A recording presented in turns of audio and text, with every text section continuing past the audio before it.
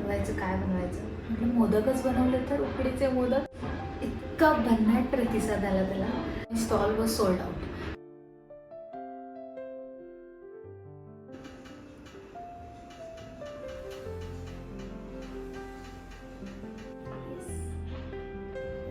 Hello hello hello.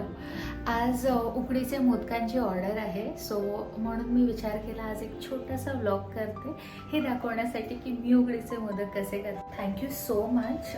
माझ्या चीज केकवाल्या व्हिडिओला खूप लोकांनी छान छान कमेंट्स केलेले आहेत. So thank you very much. Keep on watching.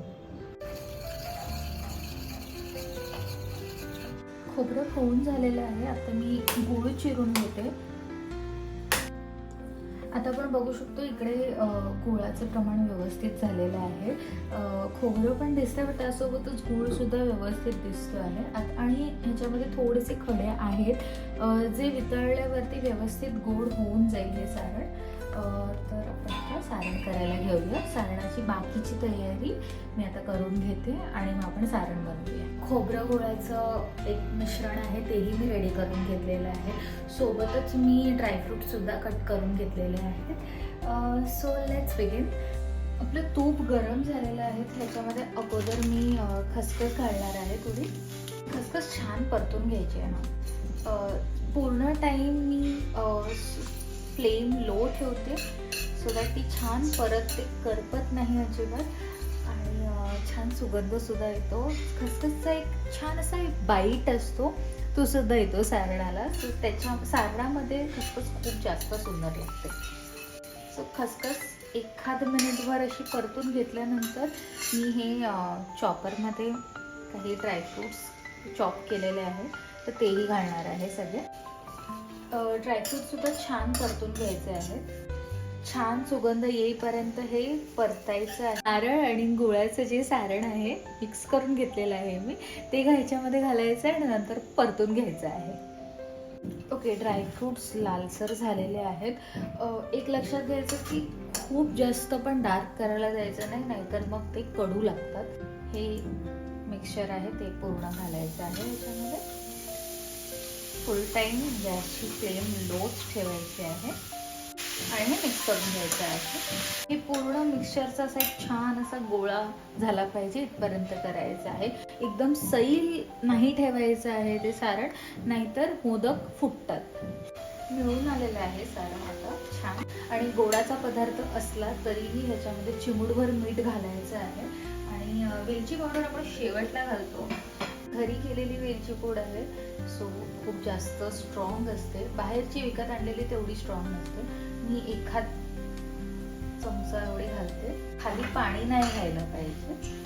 आता मिक्स करायचं आणि गॅस बंद करून घ्यायचं. हे मिश्रण कम्प्लिटली थंड करून घ्यायचं आहे तरच त्याचे अगेन जर हे मिश्रण थंड नसेल आणि गरम गरमच मोदक करायला घेतले तर पुन्हा ते मोदक फुटतात, कारण की मॉइश्चर राहतं त्याच्यामध्ये आणि नंतर ते खाली उतरतं. मी युजली काय करते की सारण मी आधी करून घेते आणि त्याच्यानंतर मी उकड काढायला घेते. उकड आपली होईपर्यंत त्याचे छान आपण गोळे करेपर्यंत पिठाचे, तोपर्यंत सारण थंड झालेलंच असतं. सो आधी नेहमी सारण करून घ्यायचं आणि नंतर मग उकड काढायची.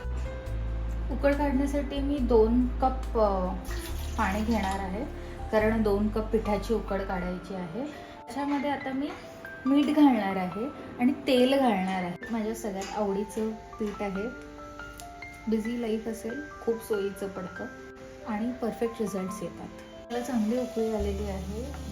गॅस बंद करणार आहे आणि मी पीठ घालणार आहे ह्याच्यात. एकदा मिक्स करून घ्यायचं आहे आणि झाकण घ्यायचं. एक 10 मिनिटं असंच ठेवायचं आहे. उकड छान बसलेली आहे. ते मळून घ्यायचं आहे.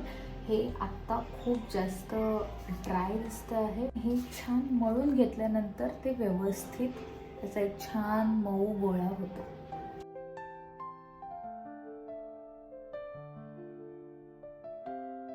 छोटा गोळा घेतलेला आहे आणि ऑर्डरचे असे हाताने बारीक करायला ठीक आहे जेव्हा आपण घरच्या घरी करतो, पण जेव्हा ऑर्डरचे असतात तेव्हा खूप पाऱ्या करायला लागतात आणि पारी करण्यामध्ये वेळ लागतो ती सगळ्या साईडने एकसारखी करायला, म्हणून मी लाटणं प्रेफर करते.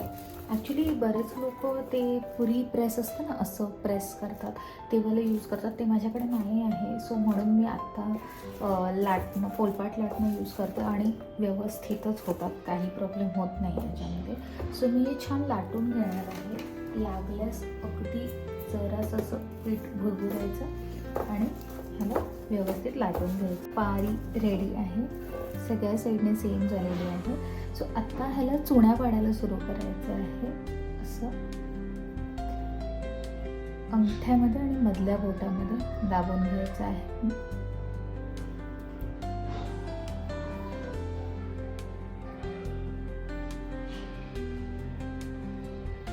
असं, आणि ही अशी पुढे सरकवायची आहे. पुन्हा सेम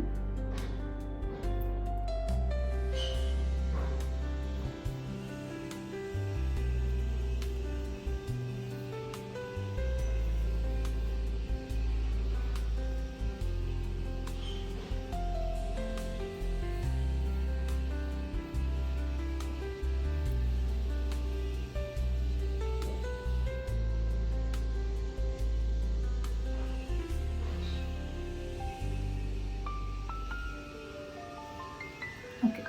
हे रेडी आहे. आता ह्याच्यामध्ये मी सारण भरणार आहे. सारणाचं माझं माप आहे, हे भरून भरायचं आहे. ते भरलं की ह्याला असं एकत्र घ्यायचं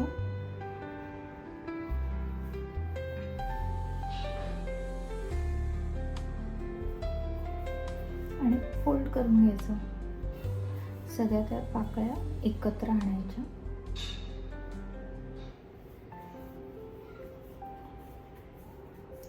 आणि ते असं वर चढवत न्यायचं.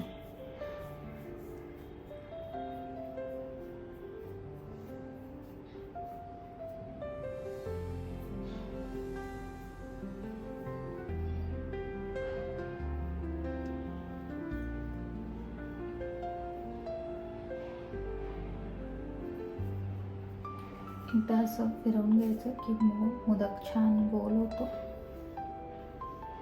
व्यवस्थित रेडी आहे.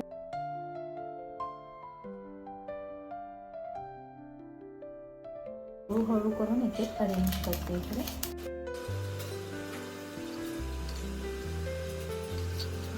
अशा प्रकारे मोदकांचं ताट रेडी आहे. सी ही एक एक काडी केशराची ह्या मोदकांवरती लावणार. खूप सुंदर दिसतात मोदक. केशर लावलेले मोदक आहेत.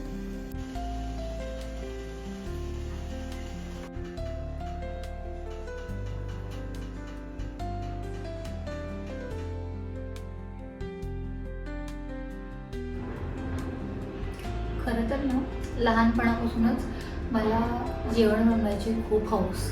त्यामुळे असं व्हायचं की आपलं हे लोकांपर्यंत पोचलं पाहिजे. मी काही वर्षांनंतर गुलाबजाम हा पिक्चर बघितला. त्याच्यामध्ये जसा सिद्धार्थ चांदेकर बोलतो ना की मला ना रस्त्यावरती काहीतरी विकायचं आहे, मला इतकं रेझोनेट झालं त्याच्यासोबत.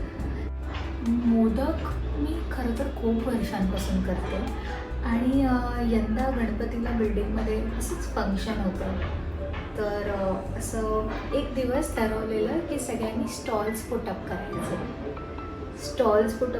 म्हटलं चला आपण भाग घेऊया, काय बनवायचं. म्हटलं मोदकच बनवले तर उकडीचे मोदक, आणि तसंच केलं. इतका भन्नाट प्रतिसाद आला त्याला की मला असं वाटतं मोदक घेऊन तिकडे मी उभी होते स्टॉलवरती.